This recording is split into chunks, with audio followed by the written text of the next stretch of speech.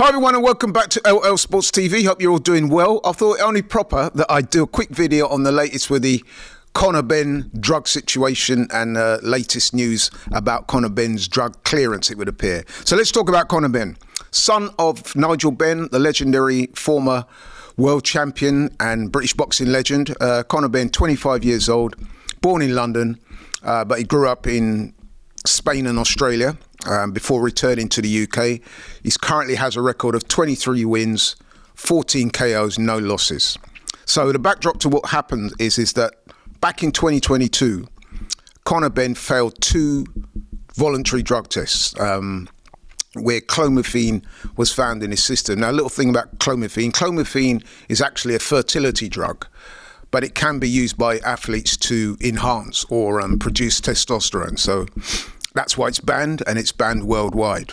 So when Conor Benn was found guilty, he immediately vehemently protested his innocence. Some will say too much so. And he went on to say things like he'd never fight in Britain again. He gave interviews to people like Piers Morgan saying that he'd been going through a very difficult time of it because he felt he was innocent. He said he felt suicidal at times. He said it's been mentally draining. So yeah, he's been going back and forth with people in the media about it, with people online about it. He said it's been a wholly chastening experience for him because he always felt fundamentally that he was innocent of all charges. I think back in February 23, there was actually an independent report done by the WBC that said that Conor Benn's tests were, in their view, the WBC being the World Boxing Council, they felt that in their view, the drug violation wasn't intentional and it could have been caused by highly elevated consumption of eggs. And that was met by instant derision across the boxing fraternity, across, well, pretty much the whole sporting public and further afield. Everybody was not having it. They said, no, he's guilty. He should serve his ban. And I think one of the things that happened with Conor Benn was that because he was so vehement with his protest, because he was quite adamant and steadfast that he'd not done anything wrong, the way he conducted himself kind of rubbed a lot of people up the wrong way. They kind of construed it as he was being arrogant, that he was being entitled, and that he wasn't facing up to basically the old thing about strict liability. Basically, that is it. If something is found in your system to be adverse, it's your responsibility and you should take that responsibility. People said that he was taking the defence too far. And I think some people, to be short, they were quite offended by the way he was carrying on. So there was a lot of ill feeling against Conor Benn. Fast forward to now, there's been a report issued by UKAD and the National Anti-Doping Panel saying they were not satisfied that Conor Benn had, in fact, committed an anti-doping violation. And UKAD have said that the charges against Conor Benn are now dismissed, but they do have the right to appeal. So we'll be interested to see whether they do follow up on that appeal. The chances are it's unlikely. So with this latest news, it looks like Conor Benn will finally be cleared to fight after 2 years out the ring. I mean, I say 2 years out the ring, but he has fought twice in America, but he's not been able to fight in this country because of the ban that was imposed on him by the British Boxing Board of Control.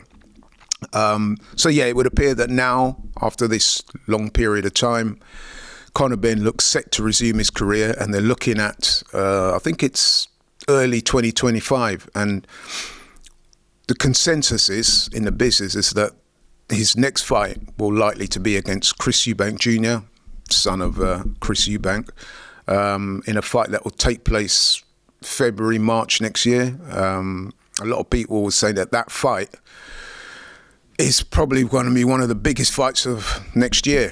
And I think that's probably right, to be honest. Some people are saying that it's a gimmick fight, and I do understand that, to be honest, because neither of them at the moment have done that much to warrant such a big fight, if we're being honest.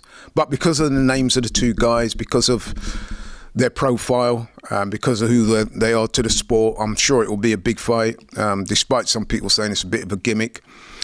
But yeah, he's been allowed to box again, basically. Now, A lot of people have expressed some skepticism of the ruling.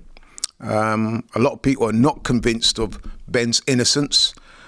People saying that he should have owned up to it, or he should have accepted a ban and just dealt with it, and just fronted up basically and dealt with it. But obviously he feels that he did nothing wrong in the first place, so that is why he was felt the need to fight it. He now feels with this statement that's been released that means he was right all along. So I'm interested to know, what do you guys think? I mean, my thing is this, right? So this case has been dragging on now for a couple of years. And yes, Benn has fought in America twice, 2 fights, 2 wins, by the way. But it has affected his boxing career. And if you look at it logically, he's actually been out the ring longer than a lot of other guys that have tested positive to drugs and got on with their careers. He's talking about the likes of Canelo, Jarrell Miller, even Dillian White, people like that. So, we got to put things into its proper perspective. Yes, he has been out the ring, but his career has been affected by this. He will argue that in the time that he spent fighting this and spent thousands upon thousands of pounds, I'm sure, on legal fees and all the rest of it, that he could have been getting on in his career. So he's probably lost a lot of money and momentum to his boxing career. I mean, he needs to be getting on with it now. He's actually going past the stage where he's a prospect, so he needs to crack on with his career. So the way I'm feeling about it is I'm kind of glad that this is coming to what appears to be a conclusion. Like I said, he's kind of done his time, even if it's not been officially rubber stamped as a ban. You know what I mean? He has kind of been out the ring a long time now. I mean, people that know me will know I'm absolutely dead against boxers taking drugs. I've explained the reasons in other videos on this channel. I think boxers who take drugs should be punished and should be punished severely. However, in this case, there is nuances to it. He failed initially, but then there was all this conjecture about whether it was intentional, the stuff with the eggs and the ruling by the WBC and all the rest of it. So it's long and convoluted. And I guess what I'm basically saying is, let's put this behind us now. Let him continue his career. Hopefully there'll be lessons learned from this. But I'm looking online and I'm speaking to some other people who I know in the boxing fraternity, and they say no, they don't think that he's dealt with this properly, and he should have got a long ban and he should have served that ban. Again, I'm interested to know what you think. I mean, a lot of people seem to be saying that they're not convinced of his innocence. Like I said before, there's a degree of skepticism around the whole thing. So yeah, I just want to put this out there and let you know. I've let you guys know what I think. I'd be very interested to learn what you guys think. But yeah, that's all from me today. Just a quick video on that. Let me know in the comment section your thoughts on it. Thanks also for watching and supporting LL Sports TV. If you're new here, please like, share and subscribe.